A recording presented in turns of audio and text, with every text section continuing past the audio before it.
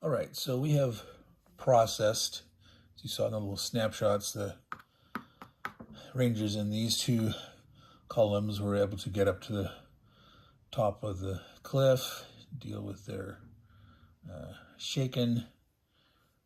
We're starting to move this guy up, and our goal was to get him onto the beach because you cannot use the commander when you're out at sea. And so now when they're on the thing is, instead of continuing right now with his activation, which I should have that current activation marker actually over here right now, you can use the commander to do an action in between moves, not during a move. So I'm going to use him to do an open fire action. Now, this guy here down at the bottom of the beach, normally if you're on the beach, you can fire only up to the cliff top in front of you, not diagonally. So this guy will be able to fire up here. This guy will not be able to fire anything. This guy can fire here. He cannot potentially fire here. You're supposed to draw a line from the middle to here. And since this would go through a square that has a unit in it, he could not shoot here, but he could shoot here. This guy could shoot here or over here. And this guy could shoot here. I want to try to get some fire down on these guys to weaken these before this guy takes his turn. So that's why I'm going to elect to use his commander ability to declare open fire. All units in the company, and here's the line here. So this guy is part of Dog Company. I haven't run them yet, but so we're going to do a resolution of an open fire action since we haven't done one at this scale. The entire company being able to do this, so that's why I'm filming. I'm not going to be able to film everything. I'm just going to film bits and pieces in this section of the how to play playthrough, and then we're not going to film everything. So I'm going to start, I think, by doing the guy that he has no option. He can only shoot here. So he will shoot here. And then I think I will do this guy next. And you don't really have to declare. You can decide as you go, start resolving them. If two guys fire on the same thing, you resolve each ranger's fire separately, but it can utilize any like half hits left over. And so like if this guy shoots here and it's a half hit, and then this guy could potentially kill him, turn that into a real hit by getting another half hit. Now also, if this guy ends up shooting here and this guy ends up retreating, he could still shoot at him here. But if he shot first and he retreated, he would not be able to shoot up there. So definitely I want to shoot him before him, but I'm going to go ahead and do this guy first. All right. So the way you do this is you roll dice equal to half the strength points, round up. So because there's 7 there, we'll get to roll 4 combat dice. I guess we can put this here. And you're rolling normal dice, but you need special values. I mean, we did a close combats before, and it's similar in concept, but not exactly the same thing, right? So certain numbers are hits, certain are like half hits, certain are, well, actually, I think, I gotta double check. In close combat, there was definitely, I think they called it a morale result, and that could lead to a retreat. No, so in open fire, there is no forcing retreat. It's called pin. You can actually, the opposite, like the guy can be pinned and he won't be able to move.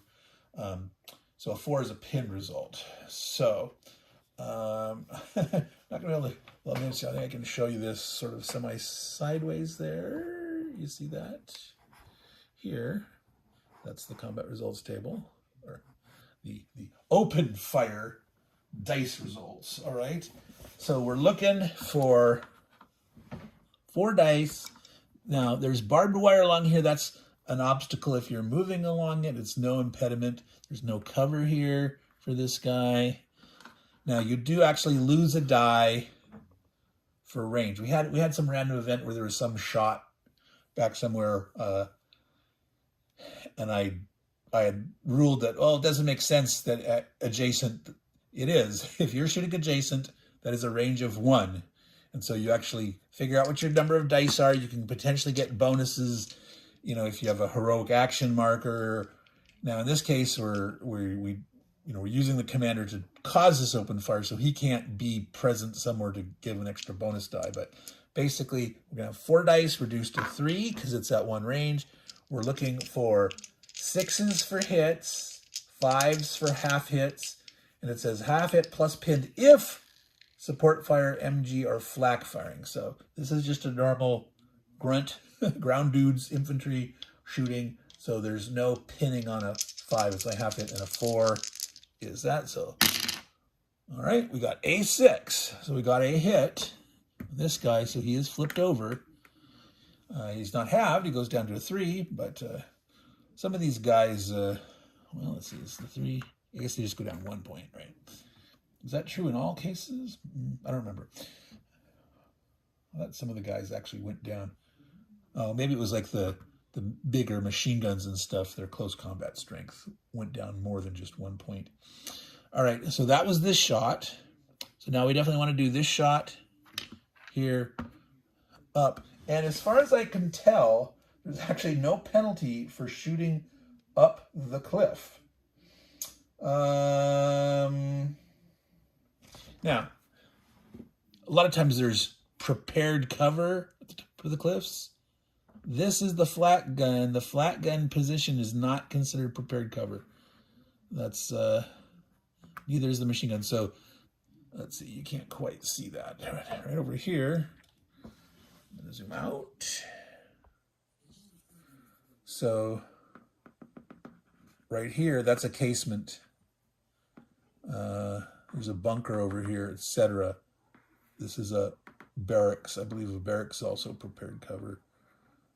But machine gun positions, you'd think a machine gun position would actually be prepared cover, but for this is not in the flak. So you don't lose a die because of that. None of these guys are shaken. They're able to get their shaken off. No low ammo. So ammo comes into play on some of the events. When you pull an event that gives you open fire, it might say low ammo on, and it lists a certain day. There's no low ammo in the June 6th, I think, but the 7th and the 8th, if it says low ammo, you get a minus on your dice. You lose a die unless you burn your supplies. So like right now, the supplies are in here with this guy. It's on a company basis. If you still have your supplies, you could burn them to not get the penalty.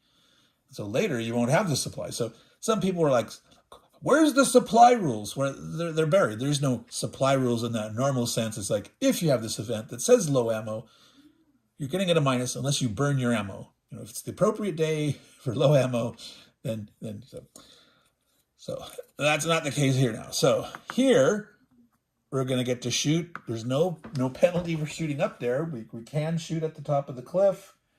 We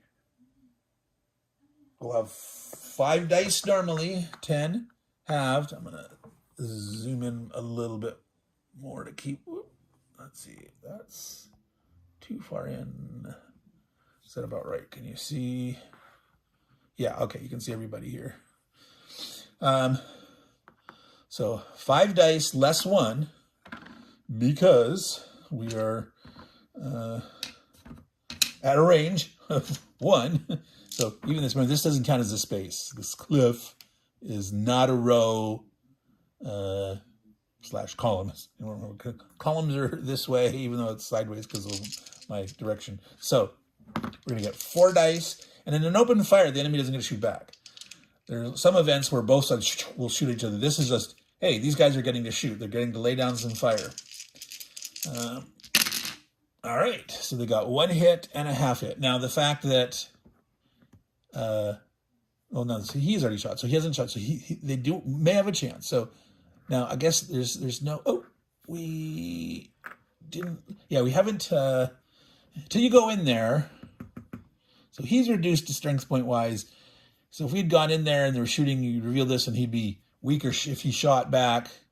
But we don't know what this is until you go in there or you do that recon and force. So we're not in there. You basically ignore this.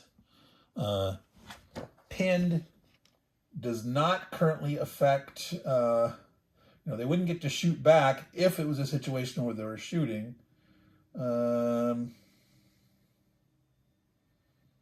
I couldn't move, yeah, no modifier. So they took one hit, so we reduced the flat gun, the dreaded flat gun. Yeah, it goes down to a 3-1. And we have a half hit that's pending. You throw it away, you'll ignore it if you don't get any more half hits. But we've got a half hit pending. We can just remember that. All right. So, well, obscuring this guy. All right, and so now this guy gets to shoot here. And again, there's barbed wire along here, but we're not moving that way. We're just going to shoot here. We could shoot here, but we definitely, I think we want to clear this out, make it so this guy can get an easy run up here on his activation because he hasn't gone yet. So let's definitely try to shoot here. So he would normally have 3 dice, 5, round down, and we reduce that by 1 because it's at range. So we're rolling 2 dice. Oh my goodness. Overkill. Well, too bad he can't shoot there and there and there. So it's dead. It's gone. So curious what this was. It was actually a miss. We have had so many misses of these. Now, one thing to note, you're supposed to put these back in the pile.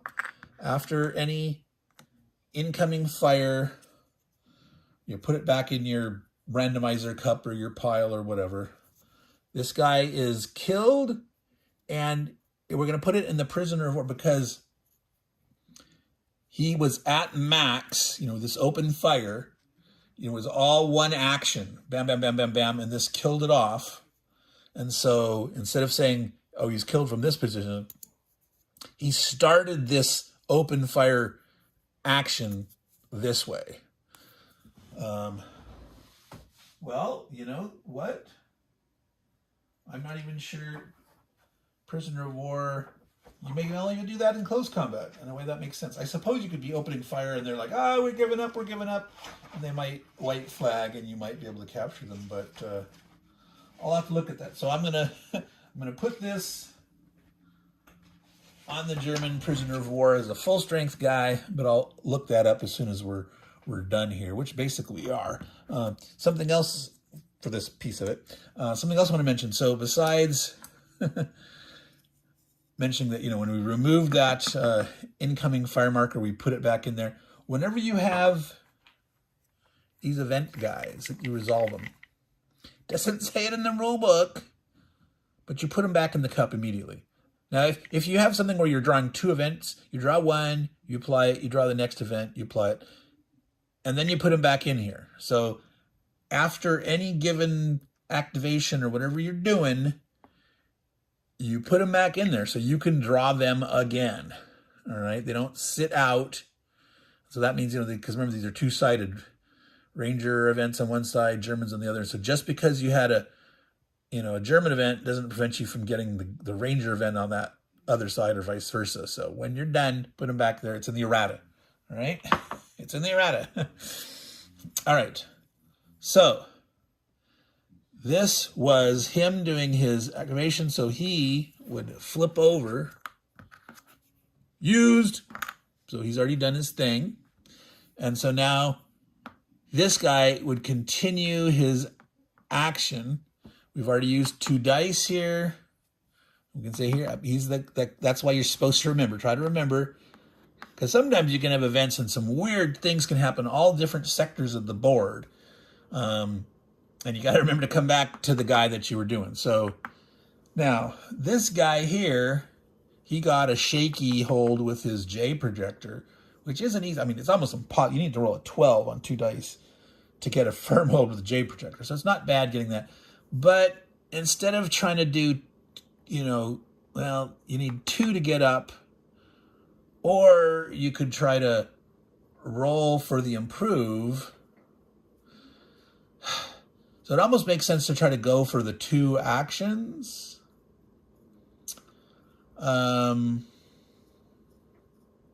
However, if you're going for 2 actions and you only get 1, you can save an action. You can save, advances. But I believe only in the context of that turn, that unit's turn. So if you have more activation dice and you had a saved advance, you could then combine the previous one and be able to then move up. But if the turn ends, I think it's lost. And so it's better to actually roll for, hoping to roll a 7 through 12 on a grapple attempt to improve that to a firm hold. And then if that, if that succeeds, but then you don't get another action, at least you've converted that to a firm hold, right? You flip that over. And you might not be able to get up, but at least then for the next turn, you've got the firm hold. As opposed to trying to get an advance and then trying to get another advance and maybe not. No, I said.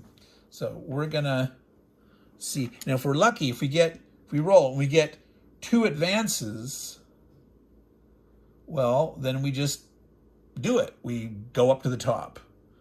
Now I'm trying to decide here, should I do the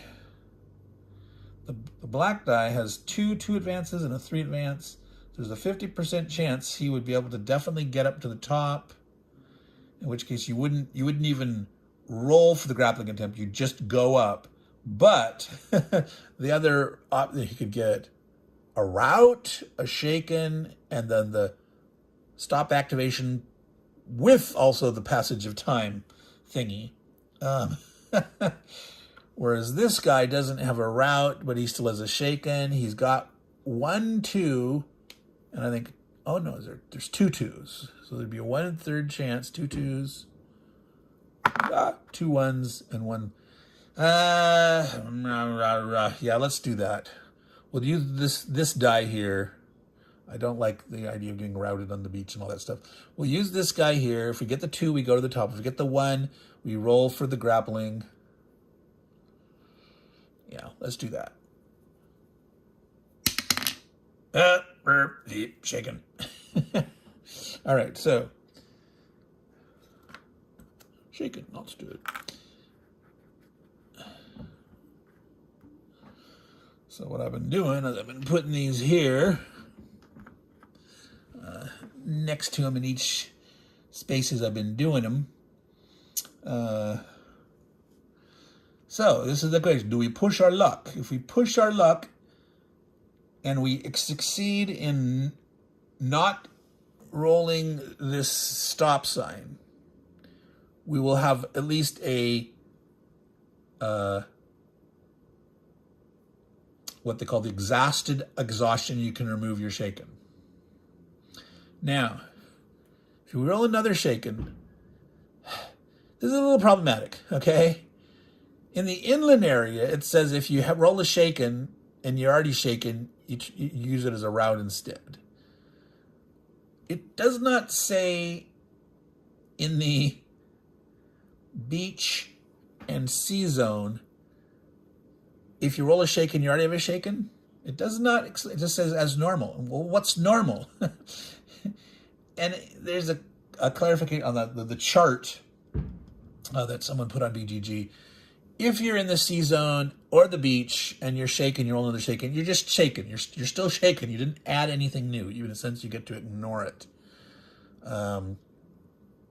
If you roll a route, though, if you roll a route like when you're already routed, it's really bad in the inland. But so we could become routed. Now, one advantage is if you've got your commander and you haven't used him yet, you can use a commander to re-roll a die. So like for rolling this risky die, if you get something really bad, you could roll again. But again, I really wanted to make sure we got this off before something happened. Like if something happened to this guy here, and you can't use him until he's off the sea zone. Now, one thing I'm contemplating as like an optional rule is you're not supposed to use a commander when you're in the sea area. What I'm concerned saying, if you roll a bad movement die, you can still use the re-roll the movement die option as the commander out at sea, because oh, they're shaking, they're like he's doing his thing on the landing craft, still trying to convince the guys keep going, we're okay, whatever. So it makes sense sort of to me that the commander should be able to use his re-roll ability in the sea zone. That one, the re-roll ability, but nothing else. Anyway, that's my thoughts for an optional. So I'm gonna push your luck. It is a push your luck game. So we're being crazy here. Ready? Yeah. Oh well, that is the shaken, which we can ignore. So we wasted our turn, in a sense. That die didn't do anything because we're in the beach zone. We're not up here. A shaken up here, when already shaken, would have been a rout. So technically it's a no effect. However, well, if you read the rules of exhausted activation, we used all the dice and we didn't get the stop sign. And therefore, we can actually remove the shaken. So even though we rolled 2 shaken results, we made it through this guy's overall activation. He gets to remove that. He's been used. We pick up all these dice, get him out of the way, and we have finished that guy. So now we can do Fox Company's Advance. Now, since there's no real action right here, I'm going to do that off camera. And, I'll wait for the next bit of interesting action that illustrates a rule that we haven't covered yet. So, see you then.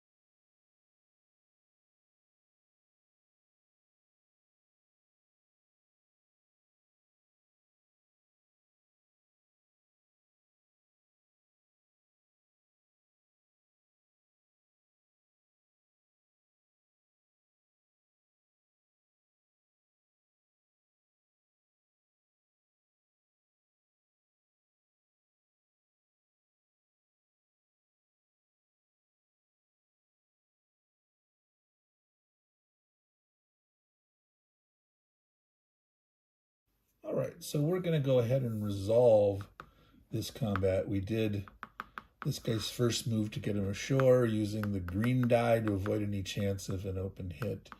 If I remember right, I believe the landing craft was damaged. Maybe I'm misremembering, I'm thinking of this one, but in general, if you're in the sea zone, yeah, it's trying to get ashore, make sure we get ashore. And then from here on the beach, we got an open hit result, which is 2 damage on the beach. So he went from a 10 to an 8.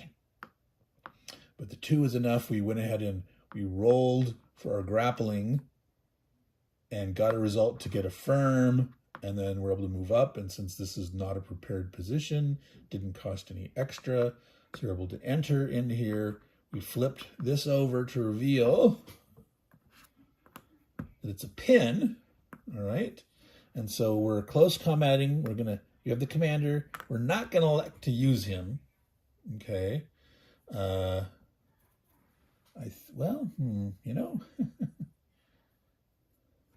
we had bad luck over here, right?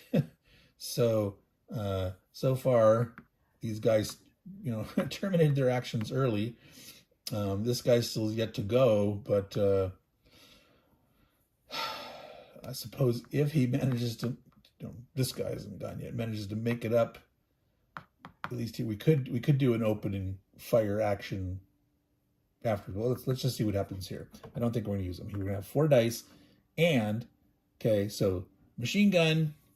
And remember, for the machine gun and the flat gun, the first number is their ranged open fire. This is their close combat. If you try to look for that, it's not on any of the player aids. It's not obvious. It's buried in the description of German units on the following page. It's like that description is flipped between this page and the next page. So it's up on the top. And there's this color on the rule book. It's like this watercolor hills So it's black text on a dark brown, but it's there. It says, well, that's their range and that's their close. But it's like, wow, it took me like 5 minutes. I know I'd read it, but it took me like 5 minutes trying to look all over. Where does it say that explicitly, what the two split numbers are? So that should be called out a little better. So anyway, they're pinned. And so normally in close combat, they would roll one die, halved, round up to 1. But because they're pinned, one of the penalties when you're pinned on defense is you roll 1 less die. And it explicitly states in the rules that, if you don't have any dice to roll, you don't have any dice to roll. So you could actually be reduced down to 0 dice. You have round up, but then if you have penalties, so this guy is so weak with his 1, he's not going to get to shoot back. So they're going to roll 4 dice. Now the thing is, this is a weak 3-1. It still has another side. They need 2 hits to totally clear it out. No, I'm not going to use the commander. I don't want to use the commander just for 1 extra combat dice. I'm gonna roll my 4. Let's see here, I'll put it right there. I'm gonna roll my 4 combat dice, take my chances. Well, 2 half hits.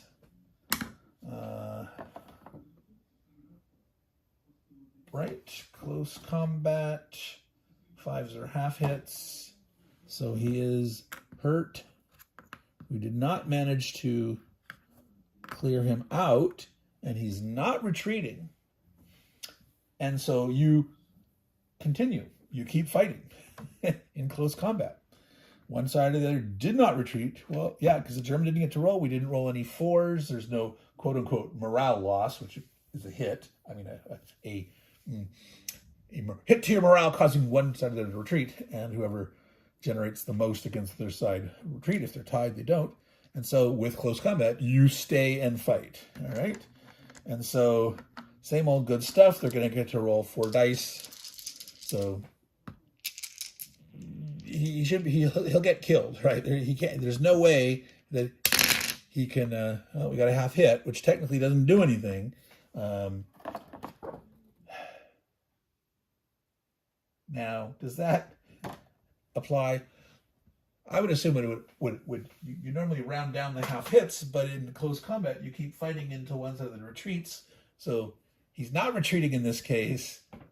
So I think you would keep it accumulated. But does it actually say that?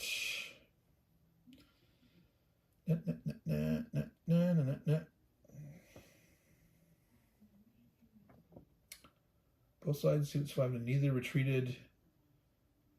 No. Now, why did I thought somewhere I read something that you keep fighting, that you take another round, but that's not what I'm reading right now.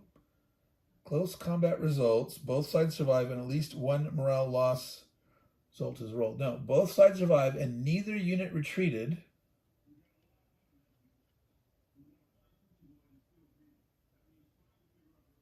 In this case, the defender unit wins the combat and the attacking unit must retreat back to the space from which it came. No, you don't. In this case, because somewhere else there's a special rule for the cliff. When you advance up the cliff, there's no going back.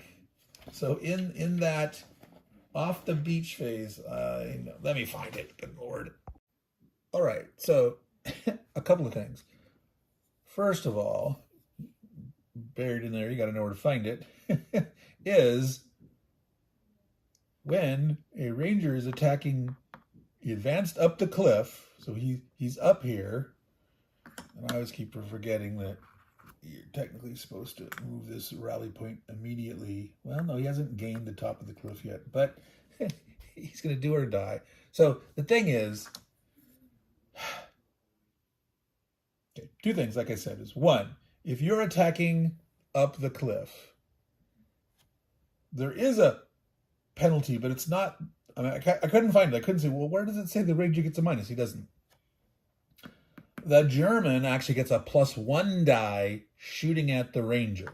So even though he is 1 halved, rounded back up to 1, -1 for the pin, but +1 for that, okay? But it says in there, only for the first round of combat. Now, I was just looking at those rules. I said, wait a minute, it's saying if you don't kill each other and no one has a retreat result, the defender is considered to win and the attacker has to retreat. How can there ever be more than one round of combat? Does that, but it says that. The first round of combat, where the ranger comes up the cliff, if you can't retreat down the cliff though, it then says that. Once you're up there, you cannot retreat back down. You can't go back down. So wait a minute, which is it? You have to retreat, you can't read. And then you read a little further, it's a weird paragraph in a weird place that if you have to retreat and you can't, all right, then you suffer a hit and you then continue the combat. So that's the only way to have multiple round of combats is, like, for example, if this German had to retreat and there's a German behind him, you can't stack up. I think we had a situation like that back here once. The guy couldn't retreat. He'd have to stay in place and he'd take damage. And in this case, it would kill him. The Rangers always have so many hit points. So first of all, that first round of combat, we would have rolled a die for the German. We roll a 3. So he didn't do anything. Okay. And so that first round of combat, even though the Ranger won and damaged the German, okay, he didn't have a retreat result. The Ranger supposedly lost the fight and would have to retreat, but he can't, so he would take a hit, all right? Then that next round of combat, because we do actually have another round of combat, they would fight again, and the result I rolled, there was a half hit, right? There was a half hit. In that turn, that round, the German still wouldn't get to roll because it's the subsequent round, the bonus is only the first round coming up the cliff. And so we didn't get a retreat result against the German. And again, the retreat result against the Ranger is not going to affect him here anyway at the top of the cliff. So we would have the half. It wouldn't kill him, but we would keep it there. He would take another hit and go down to 6. Okay. And then we fight in the round. This is where I might think, shit, maybe I should have used the commander, right? Using the commander in close combat can potentially add, and of course, in the rule book, it's a problem. You have some of the rules on one page, page 13, and the rest for close combat on page 14. It's like, no, wait a minute. You want to try to keep these all on one page if at all possible. Now, there's actually too much to fit it all on one page for the whole thing, but the list of the modifiers and the dice results chart, those should be no matter what. You should get them on the same page. Whatever you do, yeah, rearrange it, keep them on the same page. Okay, so the attacker could get 1 extra die. And the thing is, if we keep failing to kill the dude off, and we're getting weaker and weaker now, so I'm going to do it. I'm going to use, in this next round, I'm going to use the commander. I'm going to panic here. I'm going to say, okay, dang it. I didn't do it then. Didn't really understand the rule correctly, because it's a little convoluted and complicated. So I'm going to roll 3 dice for the 3 things. I'm going to add 1 for this. The German guy does not get to roll. So as long as I can get a half hit or a full hit, I can kill him off or at least retreat him. But if I roll all 1s, 2s, and 3s, I'm going to take another hit on the guy. All right. Painful. All right. I got a half hit. And 2 retreat results. And that, so we're going to kill him off. He's gone. Now, because he started close combat at full strength, we will get to prisoner of war him. We do not get to prisoner of war that flat man mentioned earlier, because it's only in close combat that you may get prisoners of war. So shooting them at range and then like, oh, they surrendered. No, you're far enough away. You're doing casualties or not.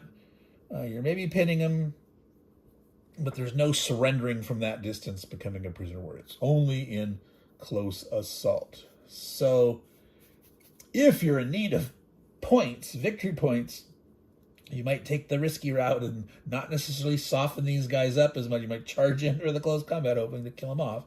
But, all right. So that was that. I had to use the dude. Now my rally point marker is definitely there. We've used 2 dice.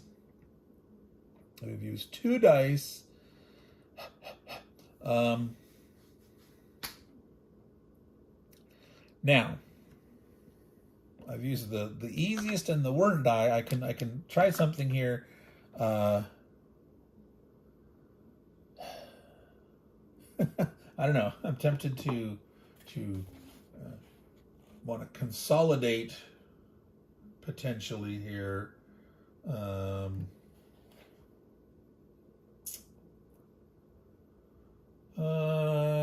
Hasty fire is only in an adjacent. Recon force only adjacent.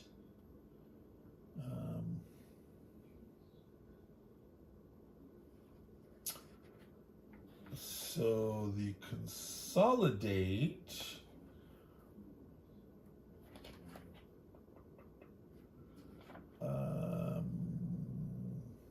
Goodness.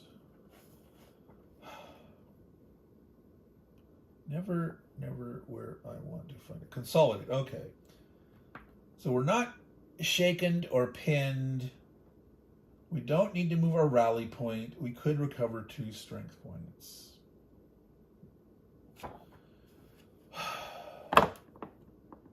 Now,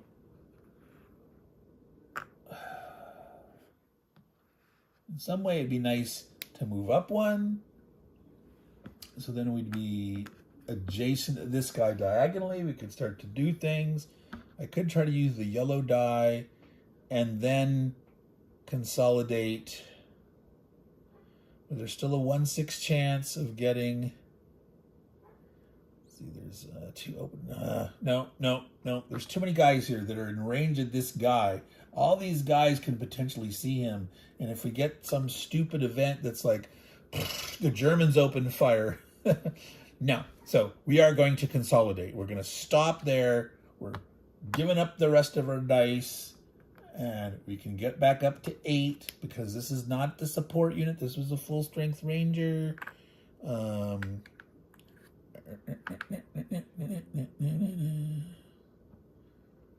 Right? Was I grabbing the wrong dude?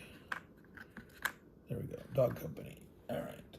So that is that guy. He's done. We only have 1 guy left here. So we did a close combat. We had an open fire. We illustrated a consolidate there. We were hoping to potentially do something with that commander action. We ended up, maybe we should have used it right from the start. I don't know. But well, what is. So I'm going to go ahead and resolve this last guy off camera.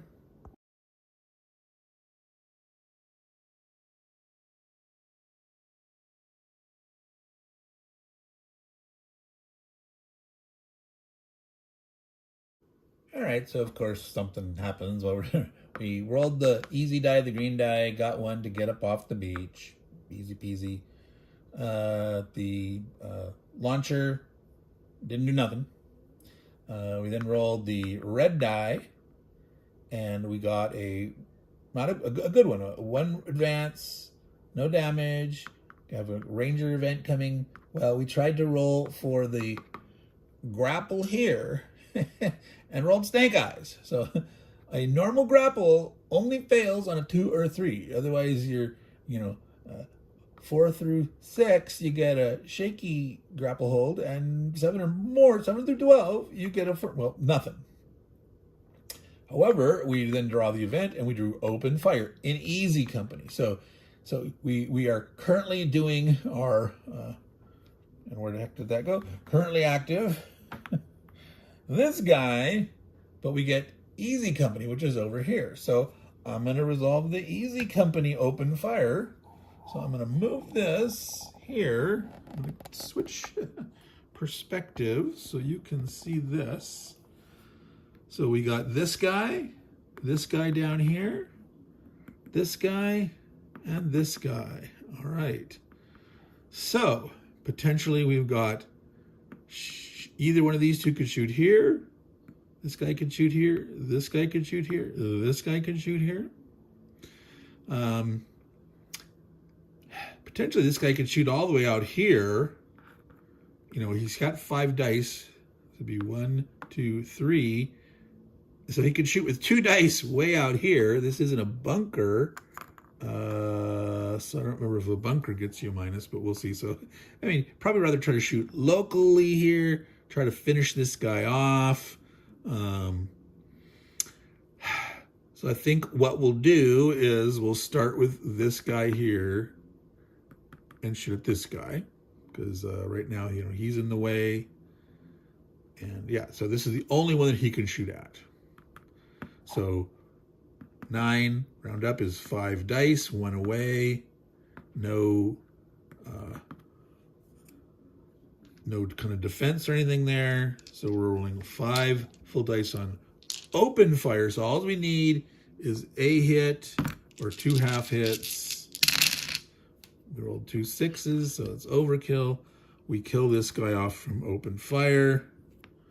Machine gun gone. Now, one thing about the grenadiers, if you kill any grenadiers, they go back in the pool because potentially they can be multiple reinforcements and counterattacks and things like that. Machine guns, they get, and the flat gun, etc., they get killed off permanently. All right, so this guy got his open fire shot. So this guy has options. Let's go ahead and do the guy down here because, again, he can only shoot up. Now, this guy is pinned, but pin only gives you, the penalty when you're in close combat for getting the minus. You don't get a plus to shoot at a pinned dude. And they're not firing back right now. This is just the Rangers again open. It's very nice having that event, open fire, or where you've got that just free shots to try to weaken guys. All right. So he's going to be able to roll 4 dice. And for shooting up the cliff, there is no bonus or penalty. There was the bonus in the close combat. And this place here is just a machine gun nest. So again, that's not prepared cover.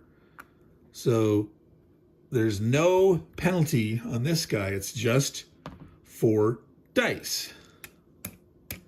Now, remember, this shaky hold on the cliff is not the same as shaken. If you are shaken, the unit is shaken, you get a minus if shooting. All right? He's not shaken. It's a shaky hold. And they used a different term for that than shaky. One or the other. They didn't have something called shaken and shaky. That's just me preference. I was about to roll the German dice here, which doesn't really matter, but dice are dice. But 4 dice, trying to shoot. This guy's at full strength. Oh, wow. All right. So, pew, pew, pew, pew, 3 hits. Gone. Now, out of curiosity, what was this?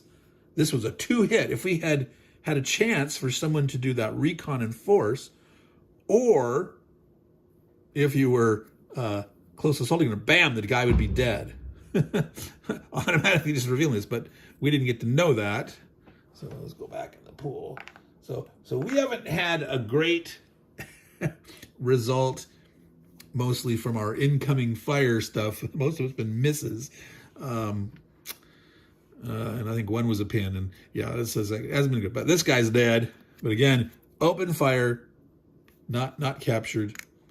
But that guy's gone. So he's ready to climb. Now this means that now these guys can go ahead and try to shoot out here. So this guy can shoot here. There's nothing would block. That is the closest. That's 2 away for him. Now the bunker, does that affect?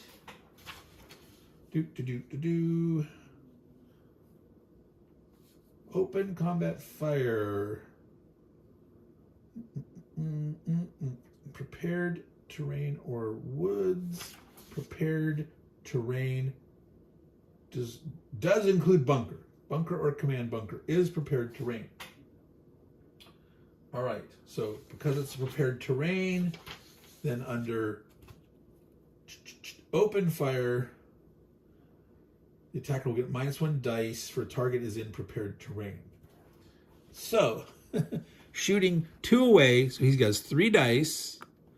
He would lose 3 dice. It doesn't help him shooting that far away with only 3 dice because he's the support ranger. This is the support place here. With just 3 dice, 2 away, -2, because remember, each space you count fully. So adjacent still, that's -1, -2. Open fire is not as strong as close combat. Yep. So he would have no chance because of the bunker protection. This is also at bunker, so it doesn't matter. So he can't do anything. So the fact that this guy, normally would have shot here, but this guy just blew him away. So this guy here, though, has 5 dice. All right, so 1, 2, 3, 4. It's 4 to here. That's a gun emplacement. I believe a gun emplacement also counts, right, as prepared defense. Yes, gun emplacement is prepared defense. So 4 away with that, he'd do nothing. But 1, 2, 3, or 3, either one of these 2 guys. So there's actually a gun. That's what we were able to somehow, we had a result. I think it was the French partisan resistance or something that revealed that there's actually a gun there that we want to grab.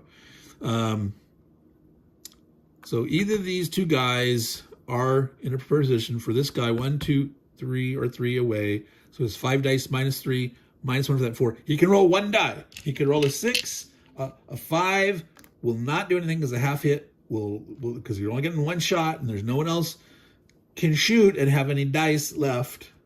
So this is it. And I guess the 4 is a pin result.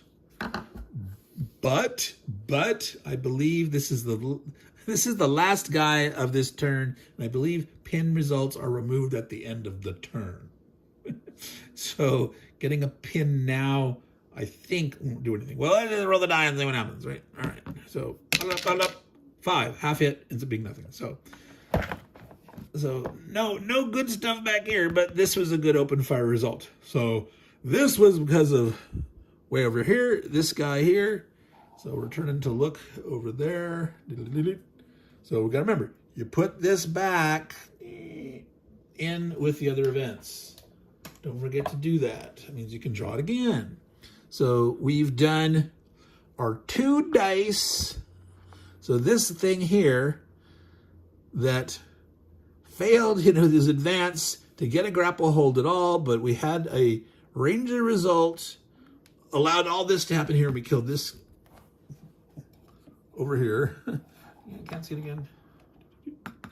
That was totally cleared out. That guy got destroyed. So that's nice. That's nice. So we have to decide. Do we? Well, wait. You're on the beat. We have to go. We have to push our luck. That's the great beach thing. We got to either get the stop sign or we go for it. So we need a full 3 to get up there, or we need, again, this is a machine gun emplacement, not prepared cover, so doesn't require an extra move. So if we roll the black die and get 2, we can try to roll for the grapple, see if we succeed this time, and then go up. Or if we get the 3 straight off the bat, we can just go on up and hope we don't get chewed up too badly here. It'd be 2 damage for the open one.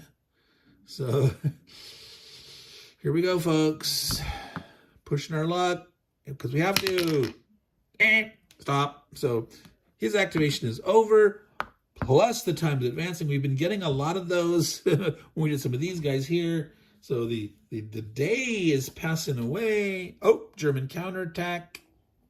Not an actual counterattack, but advances. But since we did take out that command bunker early on, it's only going up 1, so that's not too bad.